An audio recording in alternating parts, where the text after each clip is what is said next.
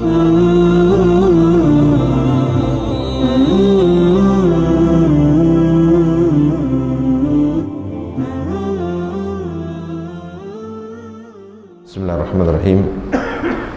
Alhamdulillahirabbil alamin.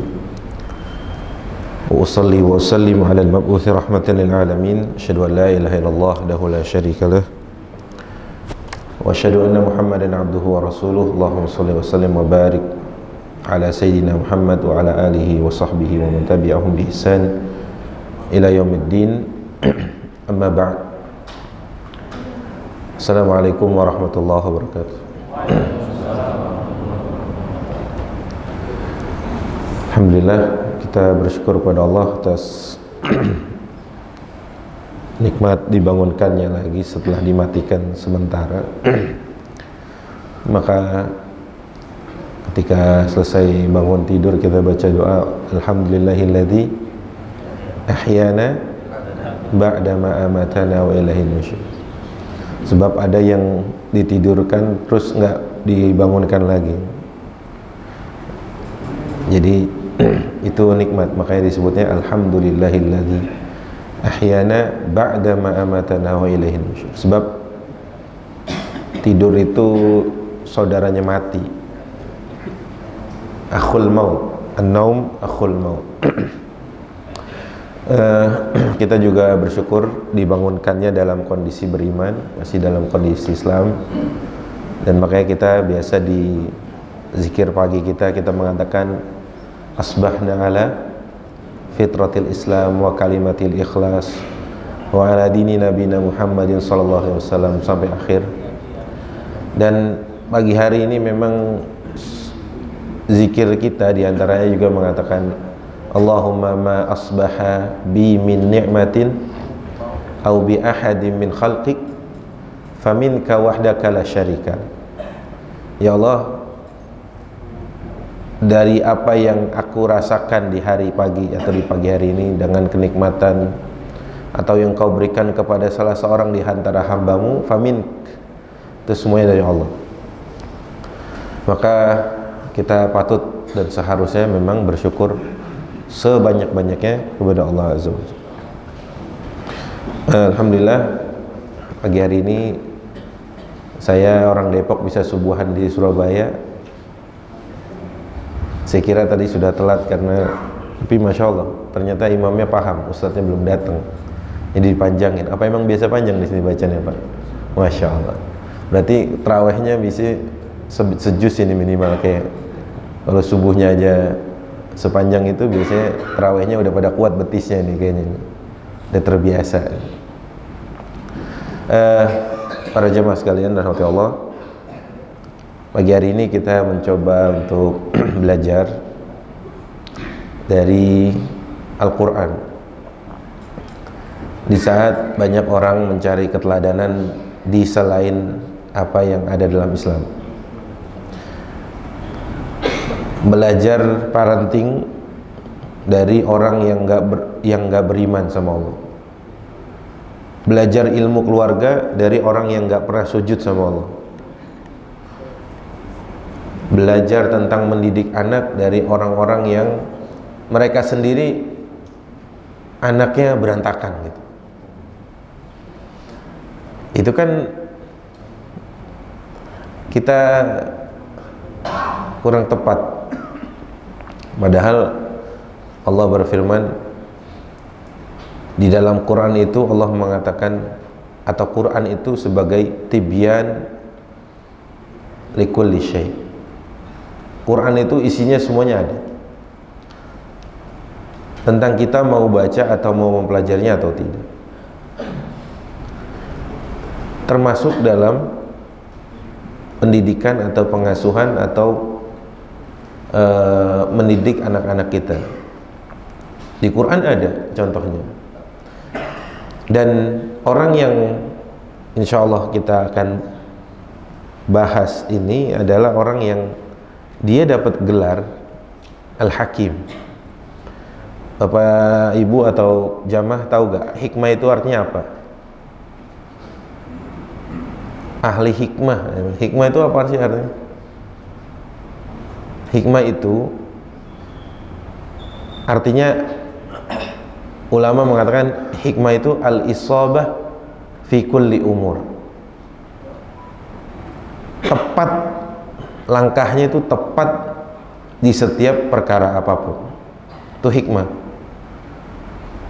Karena kita kalau menyebut orang, wah hikmah sekali nih, apa bijak sekali nih kalimatnya. Karena dia tepat. Al-isabah fi kulli umur. Jadi tepat sasaran di setiap tindak tanduk dan perilakunya. Luqman ini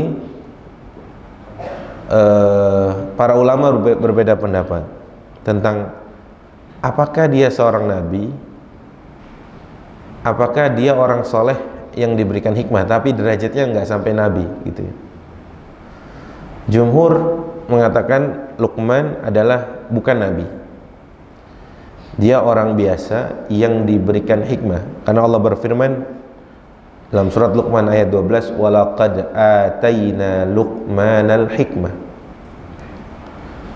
dan sungguh telah kami berikan kepada Luqman hikmah, bukan wahyu. Kan kalau beberapa ayat misalkan mengatakan tentang Nabi walaqad auhayna, tapi ada yang menarik, ternyata ada salah satu makhluk Allah yang diberikan wahyu tapi dia bukan Nabi. Ada yang bisa jawab? Yang bisa jawab boleh pulang duluan. Ada satu makhluk Allah yang dia pakai Allah dalam Quran auha, tapi dia bukan Nabi. Apa itu, Pak? Lebah. Lebah itu ada kesamaan, dia sama-sama dapat wahyu tapi dia bukan Nabi. Coba buka surat An-Nahl. Nah, Luqman diberikan hikmah sehingga jumhur ulama mengatakan, atau ya bisa menjadi sebuah ijma' bahwa beliau adalah seorang yang diberikan oleh Allah hikmah, dan beliau bukan Nabi. Nah, inilah kita sebagai muslim, mari kita lihat dalam mendidik anak ada contohnya di Quran. Jadi nggak usah jauh-jauh gitu, mau ngambil teori-teori yang mana. Yang saya katakan tadi, yang menciptakan teori tersebut belum pernah sujud sama Allah, yang membuat konsep tersebut bahkan ya tadi tidak tahu Allah. Bayangin, pantas kalau hasil didikannya begitu-gitu aja gitu. Pantas kalau outputnya ya begitu-gitu aja. Sebab yang demikian dibuat, atau konsep yang dibuat itu dari orang yang tadi saya sebutkan, nggak menyembah Allah, nggak bersujud kepada Allah. Boro-boro sujud dia bersuci aja enggak gitu. Paham ya Bapak-bapak ya? Baik.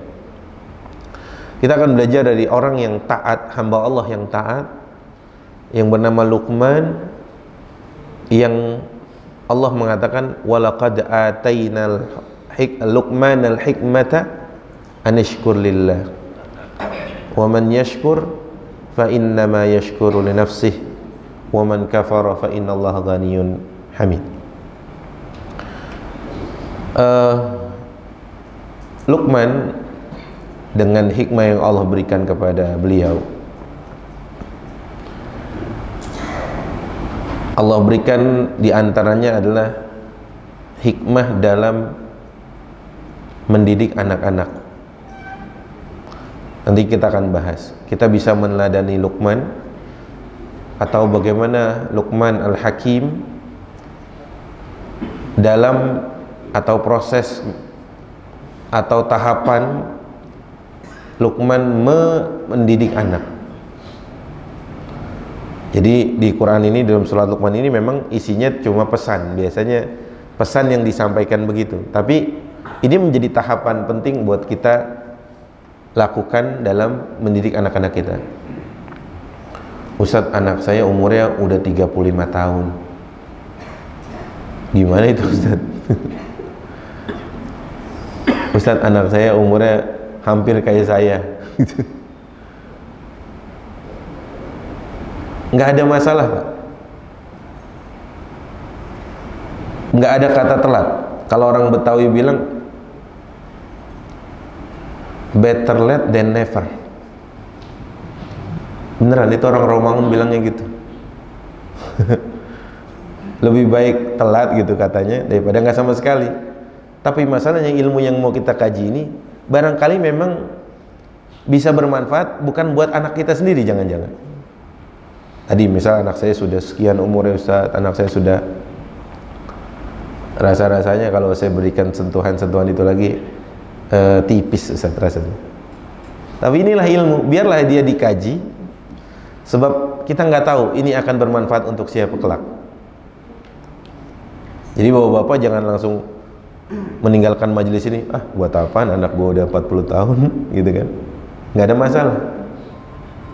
Bisa jadi anak-anak atau anak-anak bapaknya, cucu maksudnya, anak-anaknya bapak punya anak tuh, cucu. Baik. Belajar dari Luqman, belajar dalam menahapi mendidik anak-anak, menahapi pendidikan anak-anak. Para jamaah sekalian rahmatullah Allah, ketika Allah mengenalkan siapa Luqman, Allah mengenalkan dengan sifat yang menempel pada Luqman tadi. Makanya kan kita kenal Luqman Al-Hakim, itu kan? Apa artinya Al-Hakim? Yang penuh hikmah gitu. Allah memulai di surat Luqman dengan mengenalkan siapa Luqman sebenarnya, dan dengan mengenalkan sifat yang nempel dalam diri Luqman. Pertama, Luqman diberikan sifat hikmah dan salah. Jadi Luqman ini orangnya bijak dan soleh.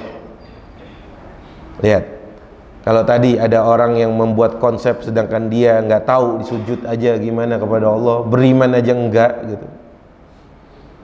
Kau berani gitu membuat konsep mendidik anak-anak gitu. Adapun Allah sudah memberikan sifat atau mensifati Luqman dengan dua hal. Pertama, nih orang hikmah, kemudian nih orang soleh. Sehingga kalau meniru orang ini atau meneladani orang ini udah benar gitu. Meneladani Luqman karena dia layak untuk diteladani. Meneladani sosok Luqman karena Allah mensifatinya dengan hal-hal yang baik. Baik. Luqman Al-Hakim memberikan keteladanan kepada kita dalam mendidik anak-anak dalam bentuk nasihat. Memang semuanya tadi saya sampaikan, semuanya itu disampaikan secara lisan oleh Luqman. Nanti wahai anakku, wahai anakku, wahai anakku. Tapi ini bisa menjadi apa? Bekal untuk kita bahwa oh, yang pertama kali harus saya tapaki dalam mendidik anak-anak itu sentuhannya sentuhan apa gitu. Pertama, Luqman dalam ayat 13, lanjutan dari ayat 12 tadi, ayat 13-nya Luqman mengatakan, ya bunayya. Apa artinya bunayya, Pak? Ananda, wahai ananda, wahai anakku. Ya bunayya la tusyrik billah, inna syirka la zulmun azim. Luqman Al-Hakim menasihati anaknya pertama kali adalah perkara akidah.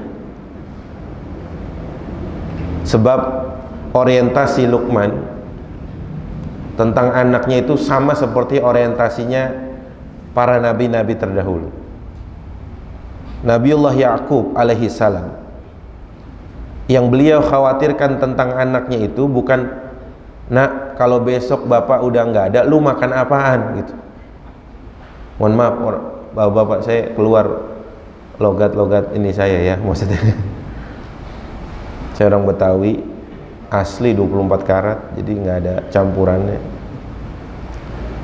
Kalau Nabi Ya'qub alaihissalam, apa yang dikhawatirkan pertama kali kepada anaknya setelah nanti beliau nggak ada?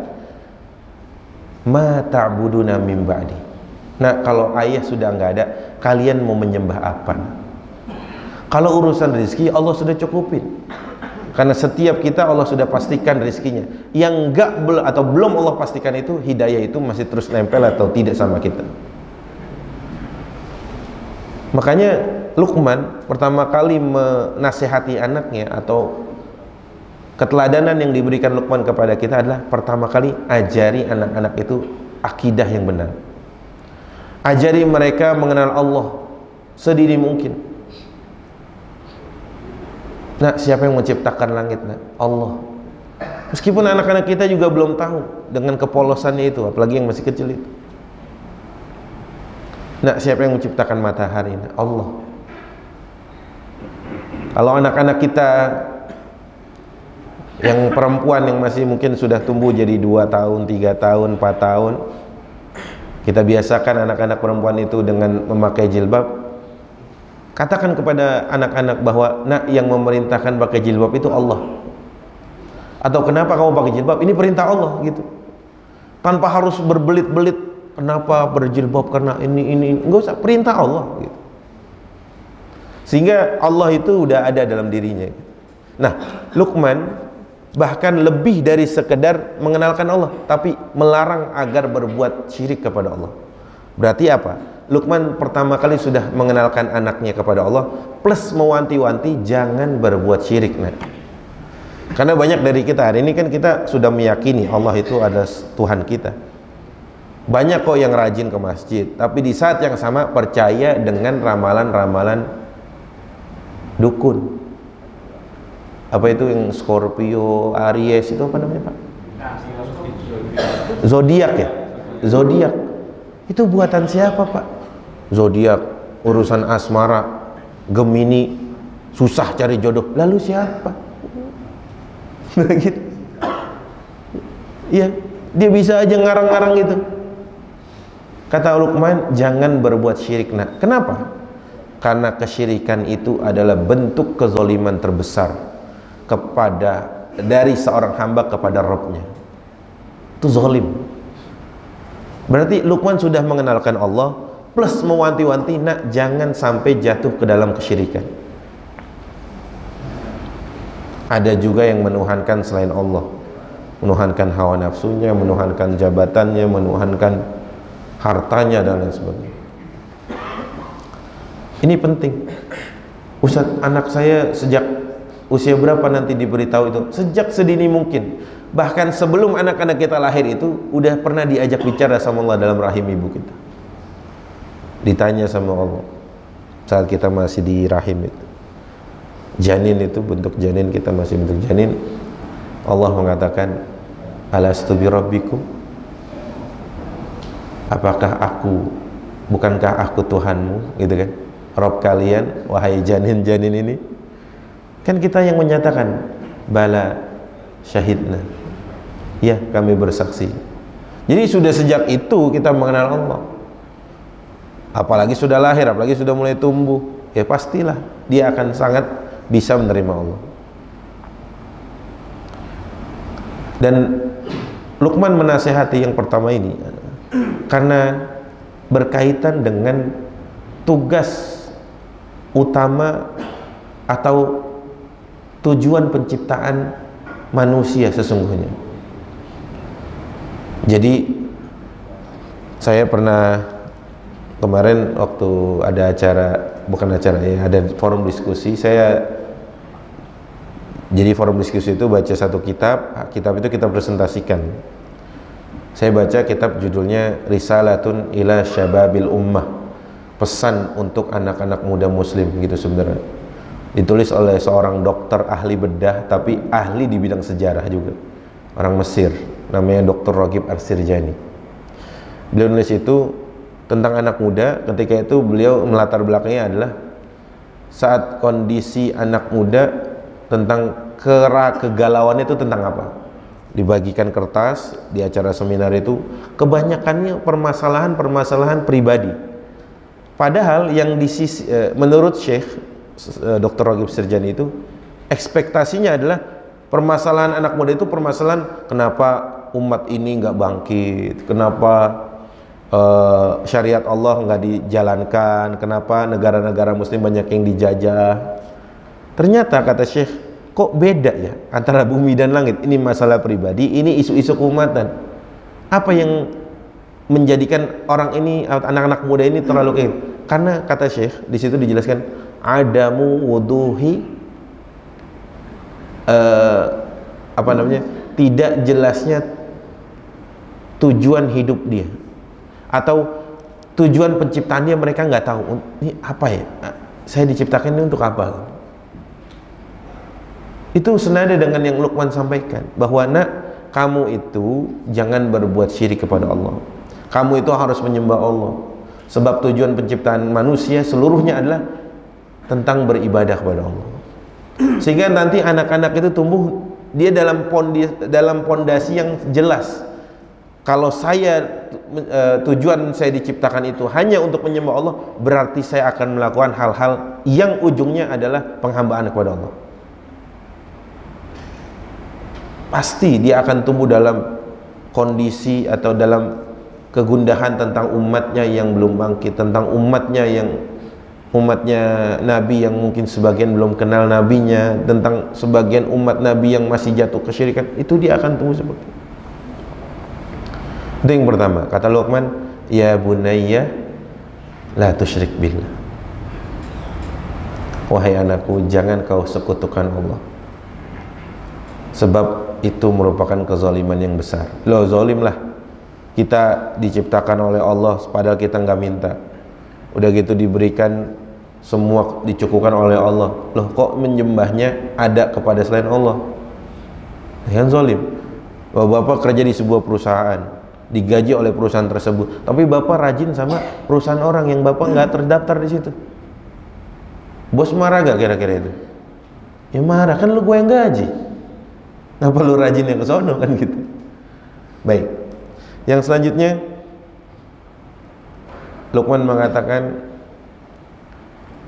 wassainal insani, ayat selanjutnya, ayat 14, wassainal insana biwalidayhi hamalathu ummuhu wahnan ala wahn wa fisaluhu fi 'amaini an ishkur li wa liwalidayk ilayyal masir.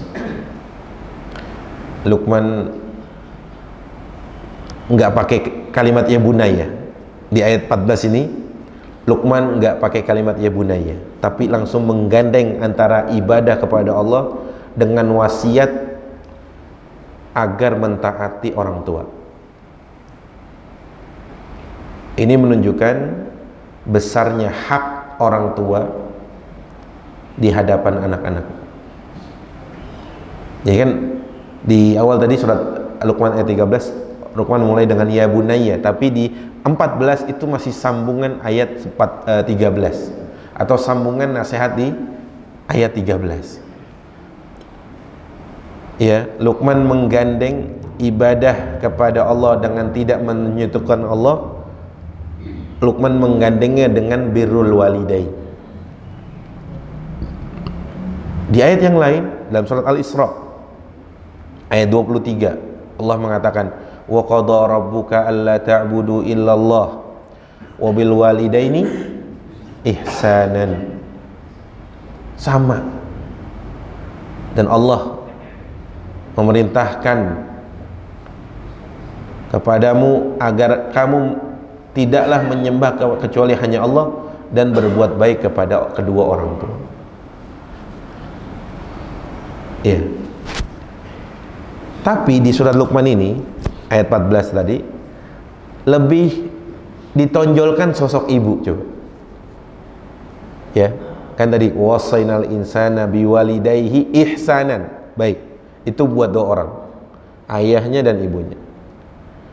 Tapi disebut lebih spesifik tentang ibu, hamalathu ummuhu, ya, wahnan ala wahnin. Ada isyarat dari Luqman untuk anaknya, nak, lebih taat. Maksudnya kamu harus lebih menghormati ibumu, kamu harus lebih berbakti sama ibumu. Karena dijelaskan di dalam ayat yang sama, karena dia yang hamil, hamalathu ummuhu wahnan ala wahn. Bapak Ibu tahu gak artinya wahnan ala wahn? Tahu gak, Pak? artinya wahnan ala wahnin. Itu kayak lelah di atas kelelahan itu. Iya. Capek ibu kita itu saat mengandung kita. Saat apalagi sudah semakin besar, mau tidur ke kiri, mau tidur telentang, nggak nyaman. Ya sambil nelentang nggak nyaman lah. Udah sambil ke kiri nggak nyaman juga, ke kanan. Luqman mengisyaratkan, nak, untuk kedua orang tua kamu harus wajib berbuat ihsan, tapi untuk ke ibu lebih gitu. Anak-anak itu sedini mungkin sudah dijelaskan tentang ketauhidan, tentang hak orang tua yang tidak boleh dianggap remeh gitu. Dari sedini mungkin diterapkan itu. Bahkan Luqman tadi mengatakan wahnan ala wahnin, dijelaskan wa fisaluhu fi amaini anishkur li wali walidai ilayyal masir. Udah gitu kamu lahir, nak, keluar dari rahim mulia ibumu, kamu disusui sampai 2 tahun. Wa fisaluhu fi amaini anishkurli wali walidai ilayyal masir. Ya, maka hendaklah kamu bersyukur kepada Allah, selanjutnya kepada kedua orang tua yang menjadi sebab keberadaanmu di dunia ini, nak. Tapi lebih spesifik ke ibu coba. Ya, kalau di ayat dalam surat Al-Isra itu bentuknya umum kedua orang tua, tapi di surat Luqman ayat 14 tadi lebih menonjolkan sisi hormat kepada ibu, taat atau bakti kepada ibu.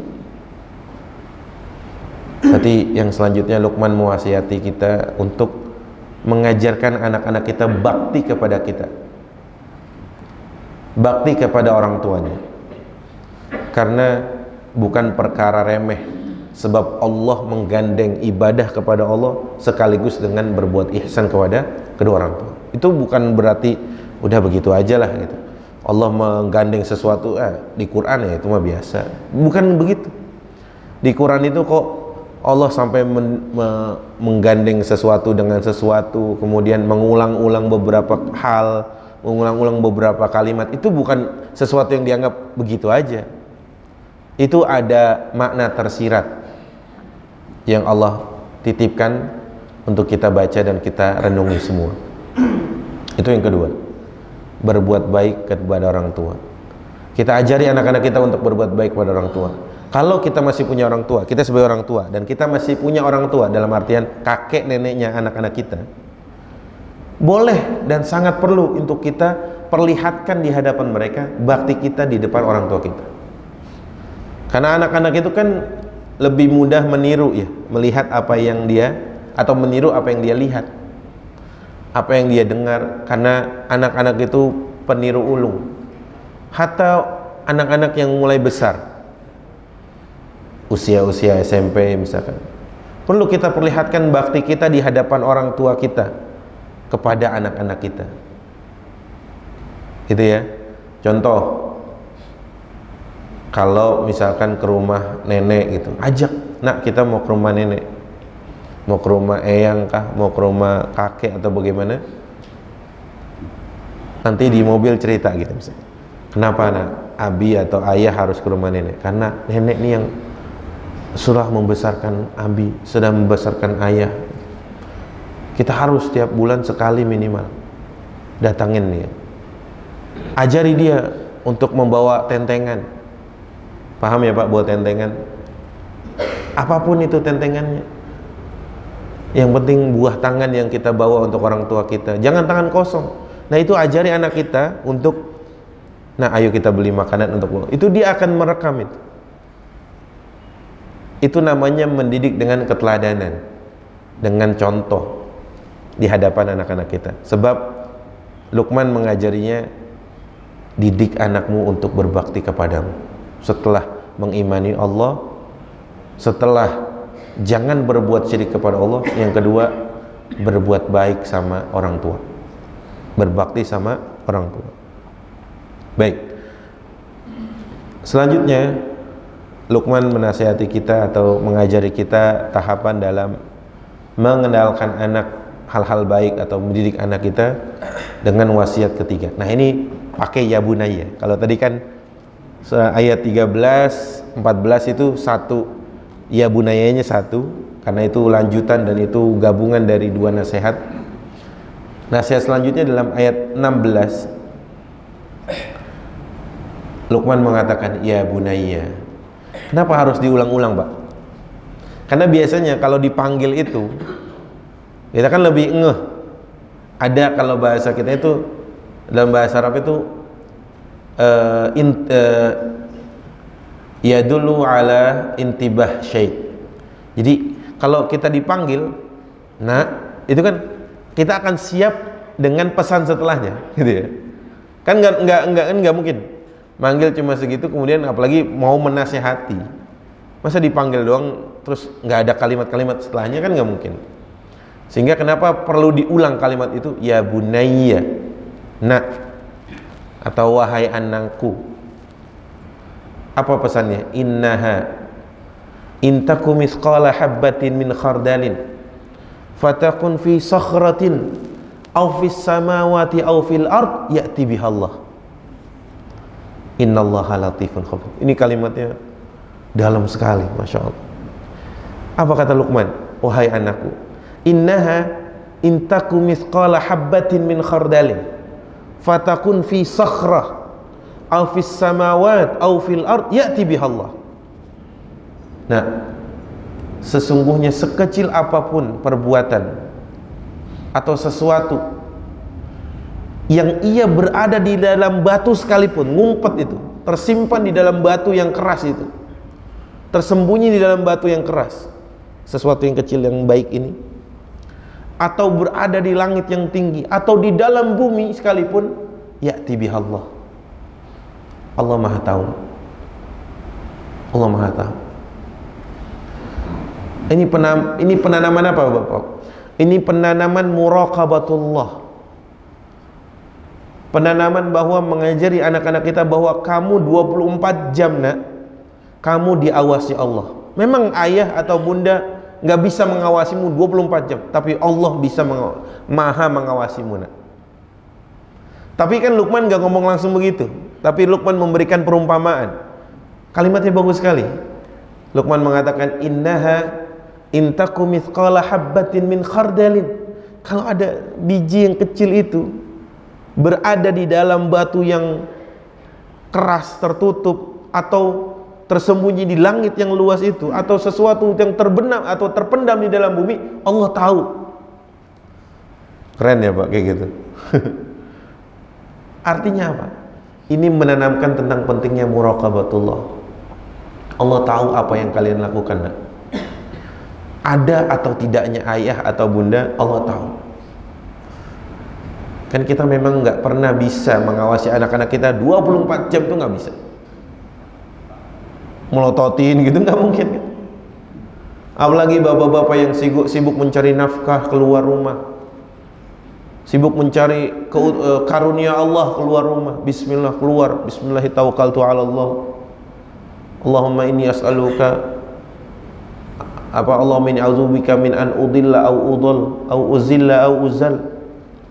Itu kan doanya.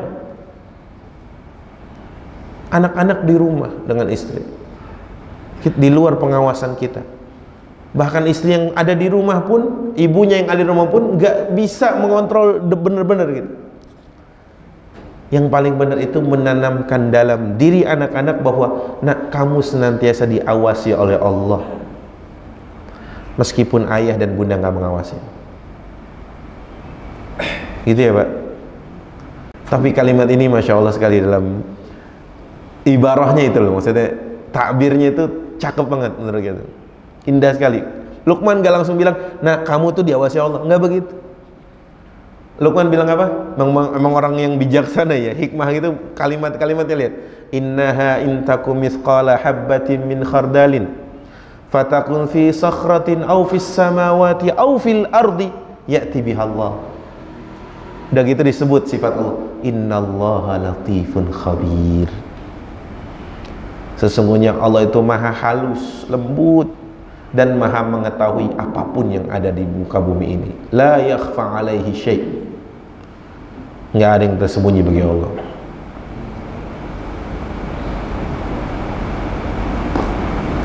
Ya, itu akan terbentuk nanti saat anak-anak kita masih kecil, dan akan tumbuh anak itu sampai ia gede, dia akan keingetan terus bahwa ia adalah manusia yang 24 jam selalu dipantau Allah.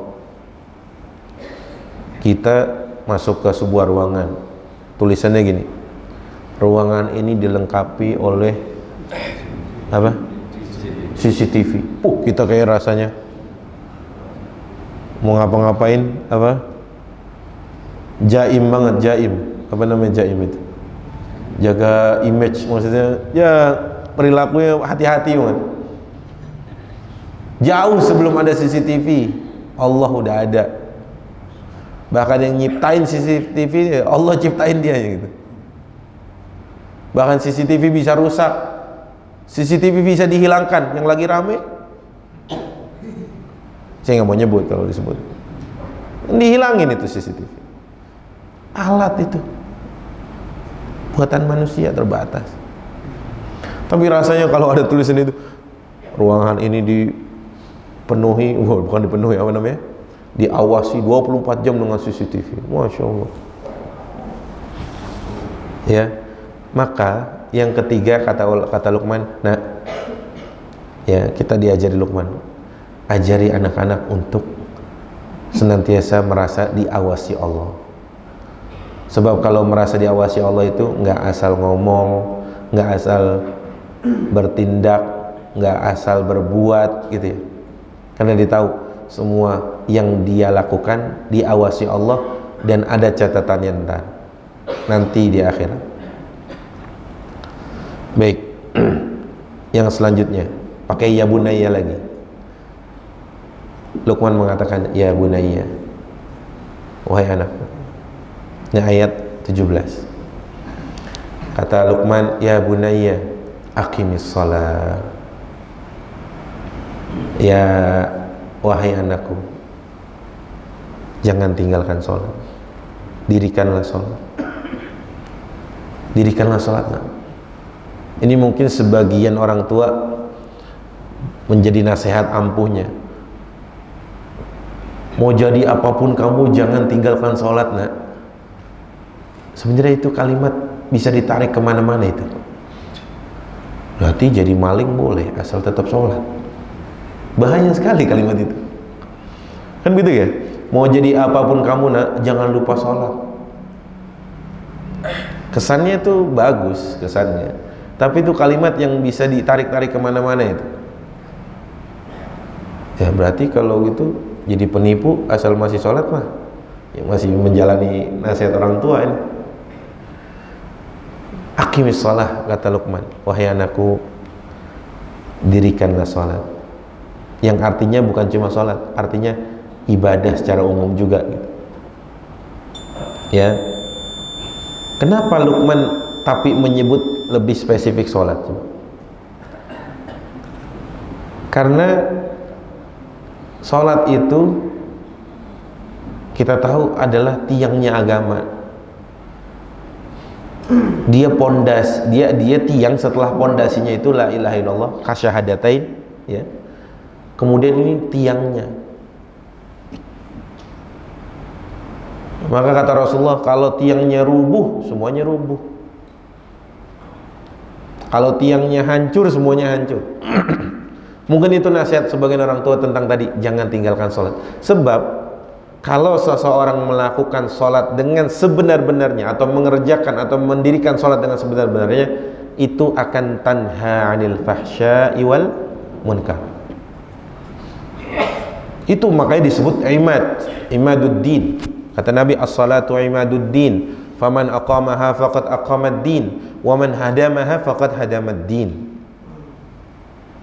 Luqman menasihati, nah, sholat, dirikan sholat kepada Allah dengan sempurna, bukan cuma sekedar mengerjakan sholat. Mengerjakan sholat mah gampang, karena sebagian anak-anak itu ada yang berbohong untuk sholat. Ditanya, udah sholat belum? Udah. Nah, ada sebuah kitab judulnya Li'annakallah. Judulnya Karena Engkau Adalah Allah. Kitab ini ditulis, yang melatar belakangi menulis kitab ini adalah kejadian sekian puluh tahun yang dirasakan oleh seorang penulis ini waktu dia ditanya oleh ibunya tentang, kamu sudah sholat belum nak? Dan dia berbohong, sudah. Tapi ibunya bilang, kalau begitu, kayaknya ibu tahu kalau dia belum, kemungkinan ibunya tahu kalau dia belum sholat, tapi dia ngakunya udah. Tapi ibunya bilang, kalau begitu, di sana ada yang lebih mengetahui daripada ibu, yaitu Allah. Sekian puluh tahun selanjutnya dia nulis kitab itu, Pak. Judulnya Li'annakallah. Isinya mengupas beberapa asma dan sifat Allah. Itu mengena sekali, tapi nggak tahu sudah diterjemahkan ke bahasa Indonesia atau belum. Itu muraqabatullah, itu perintah iqamatus shalah dan lain sebagainya. Karena sholat tadi tanha, ya sholat kalau dia dilakukan atau dikerjakan dengan sebenar-benarnya, kata Allah janjinya sholat itu mampu mencegah seseorang dari berbuat fahsya. Fahsya itu apa, Pak? Perbuatan keji ya. Keji itu apa sih, Pak? Dan berapa kali Allah sebut fahsya dalam Quran? Atau kalimat yang sejenis, beda bentuk aja. Fahisyah. Tentang zina. Betul ya? Tentang menikahi menggabung dua saudara ya, dua saudari dulu ya. Allah mengatakan tentang zina, innahu kana fahishatan wa sa'a sabila. Itu kalau zina, jangan mendekati zina gitu ya. Tapi kalau kasusnya menikahi bekas ibu atau bekas ibu, emang ada bekas ibu? Menikahi saudari perempuan ya, menggabung dua saudari perempuan itu, Allah kasih tambahan, innahu kana fahishatan wa maqtan wa sa'a sabila. Berarti ada yang lebih dari sekedar zina. Karena menjamak dua saudari sekaligus itu perilaku yang dulu di zaman jahiliyah boleh, Islam datang dihapus. Berarti ada kerusakan di sini. Itu ada kalimat fahisyah.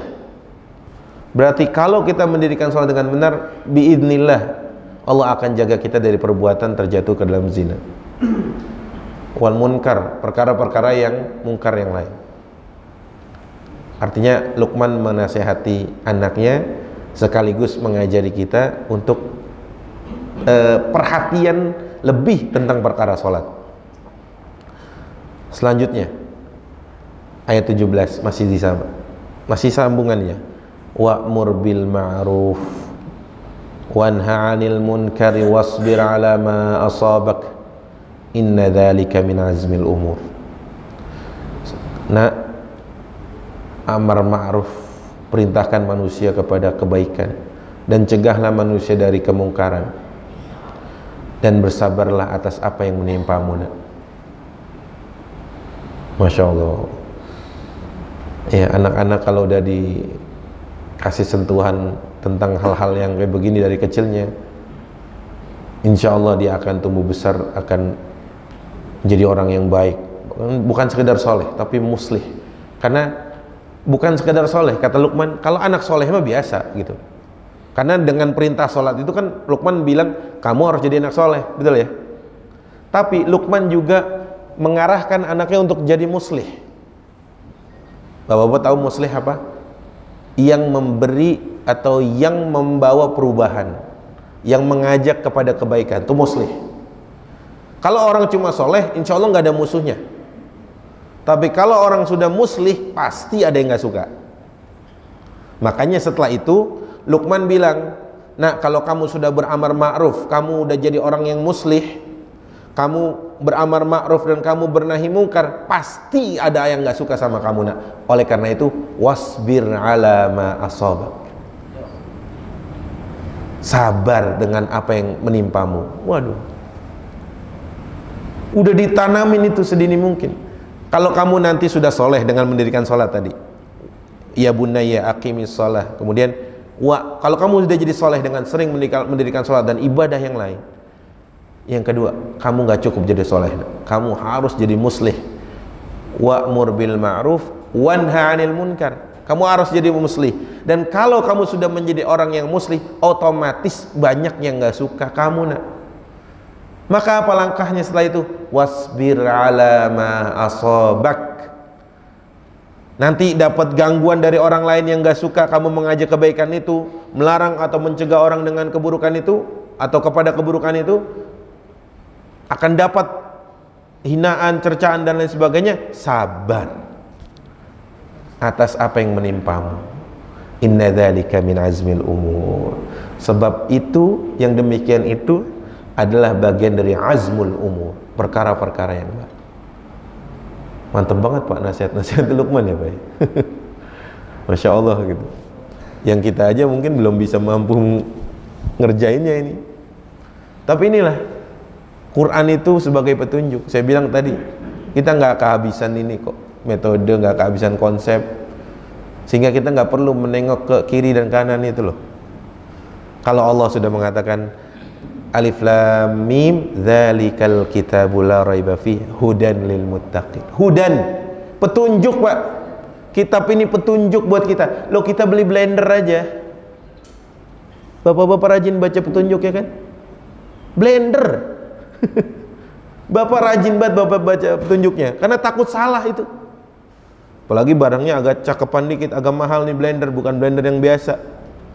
Ini gimana cara aktifinnya? Baca buku panduan. Betul? Itu urusan blender. Lah urusan hidup ini, yang lebih tahu kan yang menciptakan blender itu, sehingga dia bikin buku panduannya, betul ya? Lah yang menciptakan kita Allah, yang lebih tahu tentang kita. Dikasih Quran, hudan lil muttaqin. Ada apa namanya di situ? Tibyanan likulli syai', termasuk dalam mendidik anak-anak. Baik. Selanjutnya, waktu saya sudah habis. Udah habis dari tadi ya? Oh belum. Saya sampai jam 7 apa jam 8 ini? Oh. Baik, selanjutnya ayat 18. Luqman mengatakan, "Wala tusa'ir khaddaka linnas." Ini tentang amal sosial setelah ini, tentang perilaku sosial. "Wala tusa'ir khaddaka linnas wa la tamshi fil ardi marahan. Innallaha la yuhibbu kulla mukhtalin fakhur." Kalau tadi tentang akhlak kepada Allah, akhlak kepada orang tua, kemudian perintah untuk ibadah, perintah untuk beramar ma'ruf dan nahi mungkar, perintah untuk sabar, selanjutnya perintah untuk bagaimana kamu berperilaku sosialnya, atau bagaimana kamu bergaul di lingkungan. Kata Luqman, wala tusa'ir khaddaka linnas wala tamshi fil ardi maraha. Innallaha la yuhibbu kulla mukhtalin fakhur. Sa'ara yusairu wa la tusa'ir khaddaka, artinya jangan apa namanya, kamu palingkan atau angkat khaddaka, ini kan pipi. Maksudnya kamu jangan sombong. Ini kan sebaris ini tentang perintah jangan sombong kalau di tengah manusia itu. Sa'ara yusairu, artinya sa'ara dalam artinya itu sebenarnya itu penyakit, sebuah penyakit yang diidap oleh unta. Kalimat sa'ara itu dalam bahasa Arab itu sebenarnya penyakit, jenis penyakit yang diidap oleh unta yang mempengaruhi yang kepada lehernya, unuk itu atau ininya, pundaknya, apa namanya, bahunya unta itu. Ya mungkin kalau kita salah bantal kali ya Pak ya. Manusia emang paling bisa buat nyalain orang lain itu. Kita yang pegel, bantal yang disalahin. Betul gak Pak? Bapak yang salah naruh ini, bantal yang salah. Apa salahnya bantal itu? Nah, itu seperti, maksudnya so'ara, jangan seperti kamu memalingkan wajahmu seperti layaknya unta yang sakit gitu maksudnya. Yang sakit lehernya, yang sakit ininya. Wala tusa'ir khaddaka linnas, jangan kamu palingkan pipimu atau wajahmu dari tidak mau melihat orang lain, tidak melihat orang yang mungkin lebih rendah daripadamu dalam strata sosialnya. Atau kamu lebih penting mementingkan orang-orang yang dianggap punya harta, orang-orang yang mungkin punya kedudukan dan lain sebagainya. Jangan begitu nak. Wala tusair khaddaka linnas. Yang kedua, wala tamshi fil ardi marahan. Dan janganlah kamu berjalan di atas muka bumi dengan sombong. Kan berarti gini, kan jalan udah pasti di bumi, betul kan? Kalau jalannya nggak napak bumi kan kuntilanak. Ya, itu kalau di cerita-cerita itu nggak apa namanya, nggak nyentuh tanah kan? Kenapa harus Allah sebut lagi wala tamshi fil ardi marahan? Kan udah jelas kalau jalan itu di atas tanah, di atas bumi gitu kan? Kenapa harus Allah sebutkan kembali kalimat wala tamshi fil ardi marahan?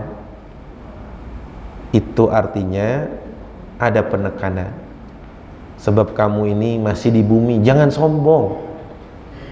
Ya.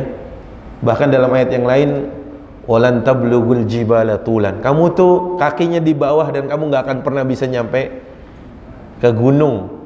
Artinya tinggimu, ya kan kita naik gunungnya capek, boro-boro mau menyamai tingginya gunung. Baik. Artinya ini pesan sosial. Pesan atau perilaku sosial, nak, kamu jangan terlalu kalau kepada orang yang punya harta kamu hormati, orang yang strata sosialnya nggak punya harta, dalam artian nggak Allah titipkan harta kamu nggak hormati, jangan begitu. Wala tusair khaddaka linnas, dan jangan jalan di atas muka bumi dalam keadaan sombong. Yang selanjutnya,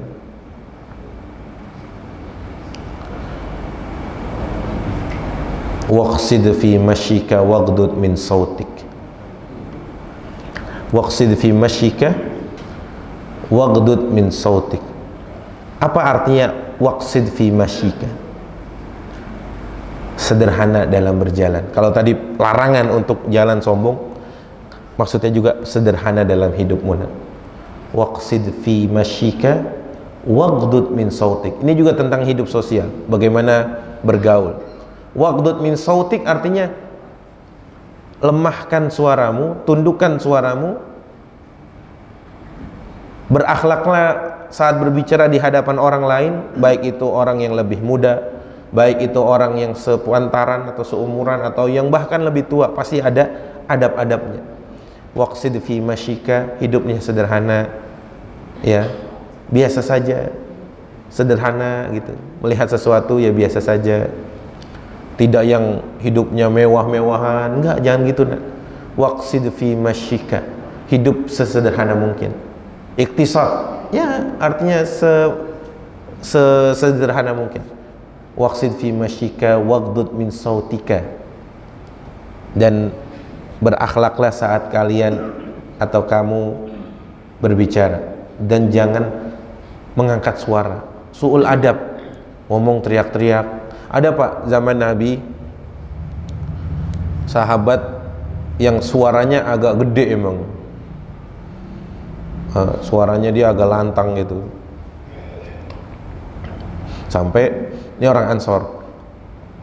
Waktu turun ayat dalam surat Al-Hujurat, ya ayyuhalladzina amanu la tarfa'u aswatakum fawqa sautin nabi wa la tajharu lahu bil qaul ka jahri ba'dikum an tahbata amal wa antum la tash'urun. Itu kan ayat itu tentang larangan jangan mengangkat suara di depan Nabi, betul ya? Itu kan kasusnya waktu itu Umar sama Abu Bakar lagi ngotot-ngototan di depan Nabi gitu. Suaranya agak keras. Nah, sahabat ini saya lupa namanya. Siapa ya? Bukan Sauban, ada. Sahabat ini karena suaranya agak ngebas, kalau ngomong biasa tuh kayak marah-marah. Mungkin mohon maaf, sebagian kita kan ada ya dari suku-suku tertentu, ini kayaknya ngomong biasa tapi kayak marah-marah ke saya ini. Ya kan, misalkan ada dari suku tertentu itu lantang suaranya, tapi dia merasa waduh bahaya nih saya, sampai dia sakit pak, sampai dia nggak mau ketemu Nabi. Kenapa?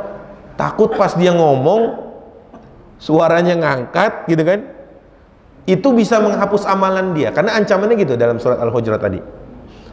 Ancamannya kalau kamu mengangkat suara di depan Nabi, bisa-bisa amalanmu terhapus. Akhirnya nih orang kagak berani ketemu Nabi. Tetangganya Sa'ad bin Mu'adz. Sa'ad bin Mu'adz ini orang Ansor. Kata Nabi kan nanya, mana fulan? Kok nggak ada? Apa dia sakit? Akhirnya Sa'ad sebagai tetangganya datengin. Baik ya Rasulullah, saya mau mampir ke rumahnya, nanti saya tanya. Saya lupa namanya, sahabat ini. Thabit bin Qais namanya, Thabit bin Qais, ya, Thabit bin Qais. Terus ketika ditanya sama Sa'ad bin Mu'adz, kamu kenapa? Dicari nama Nabi. Celaka gua. Kenapa? Lah itu ayat turun begitu, suara aneh ngebas begini. Ya kan kayak gitu. Itu saking hati-hatinya sahabat Nabi coba tentang ayat coba. Akhirnya dilaporkan sama Mu'adz kondisi Sa'ad bin Mu'adz kondisi Qais, Thabit bin Qais tadi. Ya Rasulullah, dia nggak sakit. Dia cuma takut ketemu Rasul.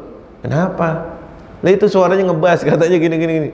Oh nggak kayak gitu. Akhirnya didatengin sama Nabi, terus dibilang, kamu nggak kayak gitu, kamu tuh orang yang baik. Bahkan didoain banyak-banyak sama Nabi. Masya Allah. Waghdud min saut, apa namanya, adab dalam berbicara. Sampai di akhir Luqman mengatakan, inna ankaral aswati la sautul hamir. Sesungguhnya ankarul aswat, suara yang paling gak enak itu suara yang paling mungkar gitu, suara yang paling nggak bikin orang nyaman itu suara apa? Keledai.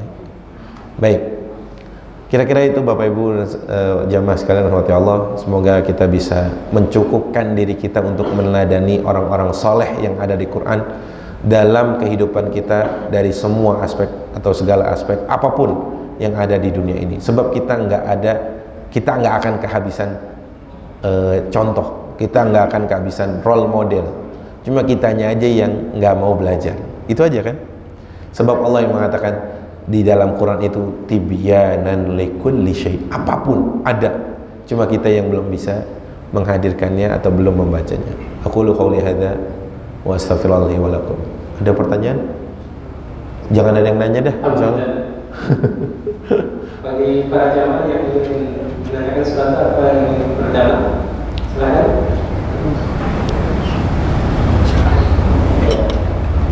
Tidak ada. Ya, alhamdulillah nggak ada yang nanya. Itu yang saya harapin, saat nggak ada yang nanya. Karena saya nggak capek-capek ngejawab gitu, tanggung jawab itu. Baik, jazakumullah khairan para jamaah sekalian. Ini hanya sharing tentang bagaimana Luqman atau kita meneladani Luqman. Saya katakan bahwa nggak ada yang kata telat, karena bisa jadi ilmu kita manfaat bukan kepada anak kita sendiri, tapi kepada orang lain yang bisa nantinya ilmu tersebut menjadi amalan yang nggak terputus saat kita sudah meninggal. Mohon maaf atas segala kesalahan dan mohon dikoreksi atas semua kesalahan. Terakhir saya ucapkan terima kasih atas perhatiannya. Wal afu minkum. Wassalamualaikum warahmatullahi wabarakatuh. Waalaikumsalam.